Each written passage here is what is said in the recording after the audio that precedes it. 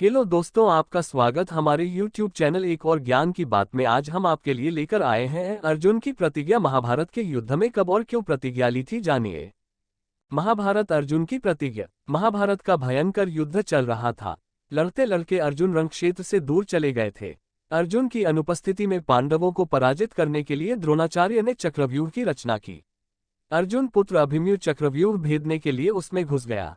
उसने कुशलतापूर्वक चक्रव्यूह के 6 चरण भेद लिए, लेकिन 7वें चरण में उसे दुर्योधन, जयद्रथ आदि 7 महारथियों ने घेर लिया और उस पर टूट पड़े। जयद्रथ ने पीछे से निहत्थे अभिमन्यु पर जोरदार प्रहार किया।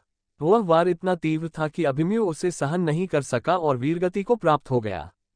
अभिमन्यु की मृत्यु का समाचार सुनकर अर्जुन क्रोध से पागल हो उठा। उसने प्रतिज्ञा की कि यदि अगले दिन सूर्यास्त से पहले उसने जयद्रथ का वध नहीं किया तो वह आत्मदाह कर लेगा। जयद्रथ भयभीत होकर दुर्योधन के पास पहुंचा और अर्जुन की प्रतिज्ञा के बारे में बताया। दुर्योधन उसका भय दूर करते हुए बोला, चिंता मत करो मित्र, मैं और सारी कौरव सेना तुम्हारी रक्षा करेंगे। अर्जुन कल तुम तक नहीं पहुंच पाएगा, उसे आत्मदाह करना पड़ेगा। अगले दिन युद्ध शुरू हुआ। अर्जुन की आंखें जयद्रथ को ढूंढ रही थीं, किंतु वह कहीं नहीं मिला।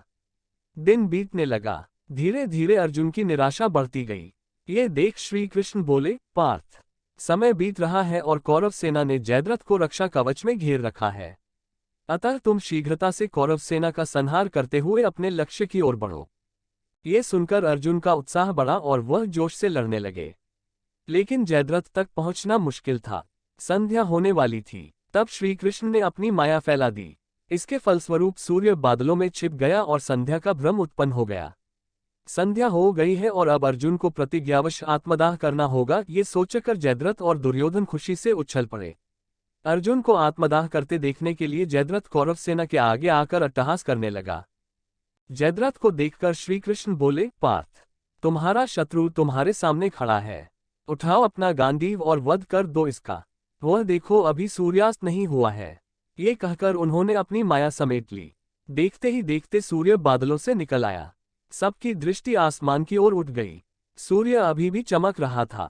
ये देख जयद्रथ और दुर्योधन के पैरों तले जमीन खिसक गई। जयद्रथ भागने को हुआ, लेकिन तब तक अर्जुन ने अपना गांडीव उठा लिया था।